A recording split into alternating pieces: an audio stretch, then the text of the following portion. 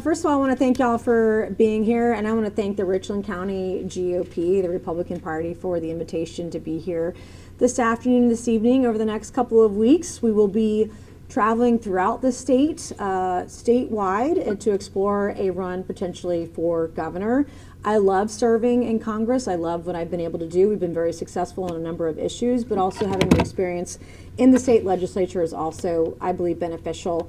And we want to make sure that in this era of time that we have people who are strong leaders, who are going to be bold leaders that have the grit and the strength to make decisions that need to be made. And when I look at the environment going into the next 2 years, and I look at our state, our conservative state, we just went from 6.2% state income taxes to 6. It was a cut of 0.2 points, which is not helping people when inflation is as high as it is, when gas is the prices are as high as they are. Look at immigration, the immigration issues right now as well. I just single-handedly got rid of a sanctuary sheriff in Charleston, South Carolina. When our lieutenant governor stood silent, when the attorney general did nothing against the illegals who are here, the cartels who are here, the gangs who are here, our state didn't do anything. And I single-handedly ejected a sanctuary sheriff in Charleston County. And we need strong leaders who will do that sort of thing. I look at the energy crisis in South Carolina over the next 5 years. We have massive growth here. It's great. It's wonderful. People are making higher wages than they ever have before.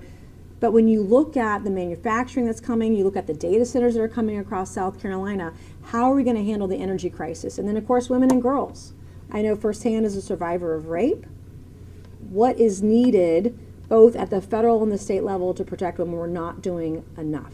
And the education, et cetera, all those things. And so we're here tonight because we're very interested in hearing from Republicans across the state. I'm here to also give an update on Congress, what we're working on. I was there. I endorsed President Trump when he ran for president in South Carolina. I was there when he got the $15 million win in the defamation suit against George Stephanopoulos. That was my interview. And I was also on the phone with the president and the Speaker of the House with the last two holdouts when we were working on getting the Speaker elected. And so I'll give a congressional update on where we are on implementing Trump's agenda as well. I'm all in making sure that we make America great again, we make America healthier again, we make America safe again, but also what this means for South Carolina as well. So with that, Sydney, I will take some questions. Yeah. Good to see you. Good to see you. Long time, no chat. It's been a minute. Was it Conway last time I saw you? When was the last time I saw you? I think it was either that. I think you were in town for an event at the State House recently too, so we chatted then. But good to see you again. Yeah. So get the obvious out of the way.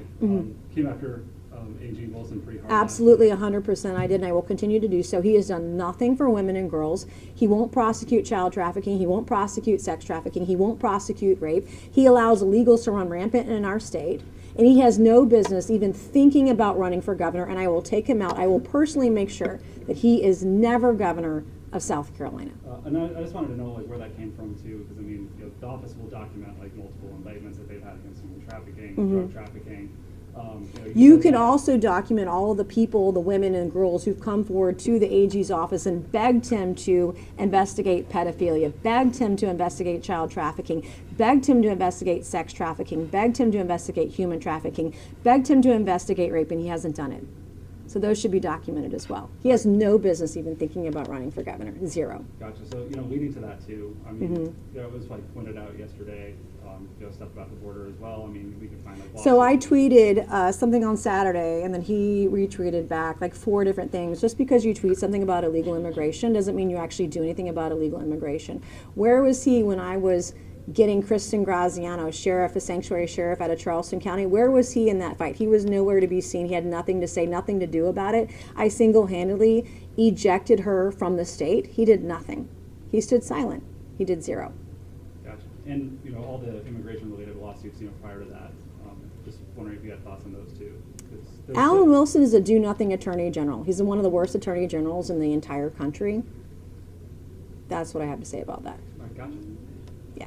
Congresswoman, we've seen several stories over the years about staff turnover in your congressional office. What makes you think you could keep a steady staff together in a governor's office when you're running a state? Which is You're much bigger reading than- you're reading press that actually lie about my office. So in terms of staff turnover, if you don't work hard, you're gone. You're fired. If you do things that are unethical or immoral, I will fire you in a heartbeat. I did fire every single staffer in my DC office only around about November, December of 2023 for a lot of reasons that were misreported by the press. It wasn't my entire staff, which is what the mainstream media reported. That was a complete lie.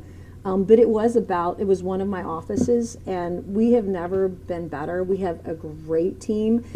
They work really hard for the constituents that I represent, and we've never been better, and they're phenomenal in terms of just like the grants that we're getting awarded for different organizations in the district, from the constituent outreach we're doing, from the bills that we're passing. In fact, we just had one of the 12 bills in the House Rules package at the start of this Congress. There were only 12 bills that are being considered in the House Rules package, and ours was one of them. So in terms of the accomplishments we've done, I have the best staff I've ever had. And if I run for governor, I hope that every single one of them will follow me there, because they're phenomenal in the amount of work we could do for the state. If I could just multiply them and do what we're doing in our one congressional district and do it statewide, it would be remarkable and tremendous. No one would work harder. What gets you into the race? What keeps you out? Well, right now I'm talking different constituencies, different groups, and right now the backing we're getting in interest in this is enormous. Of course, I want to talk to the Trump team and see where they are on a run for governor. I think that's a very important conversation to have. But we'll make a decision in the next, I would say, 4 to 8 weeks. So have you spoken to the president about running for Not this governor? specifically. Would you seek his support? If I you did absolutely. I think that anyone that wants to run statewide or any election really in 2026 or 2028 beyond will need the president's support. I think it's very important. And it's important that we have bold leaders, which is why it's important for Trump to weigh in on some of these elections. We need bold leadership now more than ever. You saw the mandate in November, and people are demanding action. Less words, less talk, more action. And look at what Trump has done. He did more in 4 days, in his first 4 days in office, than the Biden-Harris administration did in 4 years. And we have a lot of great conservatives in our party, but people are afraid to address tough issues. Like, people are afraid to take on the trans issue. I'm not. I'm a woman. I'm a survivor of rape. Like, I don't want men and women's spaces. And we need people who are going to take some tough votes, that are going to take on tough legislation, and will take on tough causes, because that's what the people are demanding. The time for being nice is over. Like, we need to get back to common sense, and that's what Trump's doing right now. We see on his first week in office has been tremendous, but that's the kind of leadership that will be successful in 26 and beyond. You talk about taking And good to see you. You too, thanks. Yeah. Congresswoman Mace, you talk about taking action. South Carolina is a legislatively dominated state. Yes. What would you see yourself doing as governor? Understanding how the legislature works with the governor's office and even the lieutenant governor's office. And so in terms of policy, the policies that I'm looking at in a statewide potential run, number one is the taxation that we have at the state level. Our state income tax is pretty high for a southern conservative state at 6%. Working with the legislature, understanding what makes them tick, to reduce it, I think it should be 0. The second thing is making sure that we have no more sanctuary sheriffs, sanctuary counties, sanctuary cities in South Carolina, that every single agency is working with ICE. And when they are not, that we have strong leaders to call them out when they're not deporting people who are here illegally. We had a sheriff in Charleston County who was letting rapists, pedophiles, and murderers back out on the street.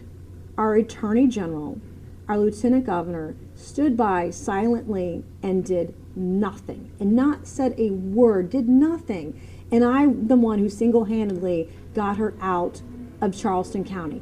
The third thing would be energy. We are the 10th fastest growing state in the country, and we have a lot of development everywhere. We have with job growth, all those things, but with that comes a deep concern for the energy crisis that's ahead. I think we're within 5 years. So we need liquid natural gas.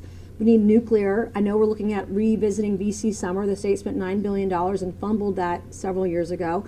But we have to look at where we have data centers doing nuclear, small nuclear reactors, SMRs, et cetera, that can grow with those projects are going to be really important. But also women and kids. What are we doing as a victim and a survivor, I know firsthand in this state how poorly women are represented. And women that come forward, how they're treated, they're victimized or treated like criminals rather than victims and rather than survivors.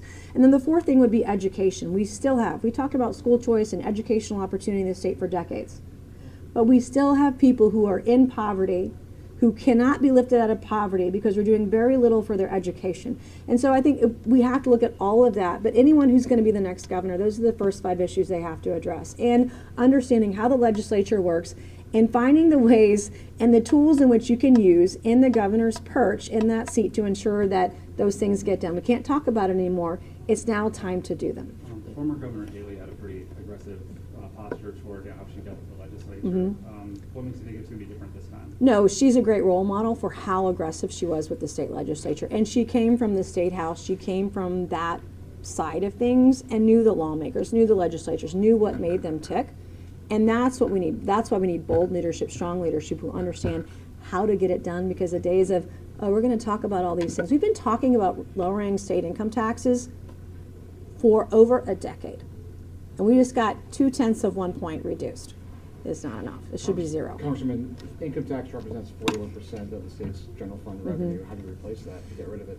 Well, obviously the economy would grow with income tax cuts. It always has. Look at Florida, look at Texas, you can look at the data there. But the government revenues actually end up growing over the long term. I would want to look at how other states have done it, how they did it incrementally over time to get down to 0. And we've seen the benefits of that. The other thing, there are other, you look at some of the real estate taxes. If you know someone who owns a boat, they don't own it in South Carolina. They go to Delaware, they get an LLC, and they place it in Florida because of the tax differences. And so we have to look at both when you cut taxes, where the revenue is going to come from, but also when you do that, the economy actually grows when you do it. So I'm looking at states like Florida and Texas and how they implemented it over the long term to make sure that it's done in a way that makes sense and doesn't hurt the state financially. But when you lower taxes, revenues eventually will go up, and the state can prosper. Obviously, too, with businesses and LLCs, specifically when you lower the state income tax, that way they can hire more employees, or they can pay their employees even higher. So it benefits everybody. People can buy more. And there's also consumption tax at the local level as well that the state can get in on. So there are a lot of ways to do that, and we should look at other states like Texas and Florida and how they've implemented it. And that's one of the processes I'm exploring right now, too. Just a few more questions. All right, 2 more questions, and then we're out. Do you agree with Senator Lindsey Graham about that President Trump made a mistake when he pardoned the violent offenders in the January 6th Capitol riot? I would like to know where all those Antifa people and Black Lives Matter people, when they were arrested and thrown in jail for the violent crimes they committed, even in South Carolina. It wasn't just Portland, Oregon, it was all across the country. But the folks who were at J6 and have served their time for the crimes they did, they've done that, and I support President Trump. But there were people who were let out of prison for violent attacks. There are people in there are South people Carolina, like Thomas Castleman, So- who were let out of prison. I would like to know your thoughts on the people that tried to burn Charleston down after the Black Lives Matter riots. Where were you when people were with long barrel guns I'm coming into asking you about downtown the January Charleston? 6th And I'm riot. telling With all you, respect, and I have Congresswoman. always said that people who did the crime should do the time, and they've done that. He has released them, and I support that. But somebody like you and the legacy media wants to give everybody a pass for Antifa members, Black Lives Matter members That's not that true, tried to burn Congresswoman. That's that just tried not to true. burn cities down and didn't serve a single Why are day you in saying jail. something that's And I not will true? tell you, ever since I was assaulted, and I've been saying no men with penises in women's bathrooms. I was physically assaulted. I get death threats every day. Not a single person has been arrested for the acts of violence against me. So where are you on that? You're nowhere because you're part of the legacy media. You're a dying breed. All right, last question. Congressman, Anyone? you ripped off the Band-Aid on announcing you're considering a run. Yes, I am considering a run, and I'm How is- traveling around the state as I think about it. And you've got to get your name ID up.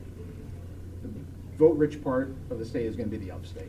How's your name ID up there? It's pretty phenomenal, statewide actually. So I have not, I'm exploring it. I'm being very careful about how I do that, but we're visiting all parts of the state. I have been invited by many different Republican parties, many different groups, business and political alike, to get around the state, and we'll be doing that over the next couple weeks. We're going to the upstate, we're going to Horry County, we're going to the upstate, we're going to the Midlands, we'll be everywhere across the state, listening to voters and hearing what they have to say and what issues they believe are most important to them, because that's all that matters. Do you anticipate any trouble with the evangelicals given your past abortion stance?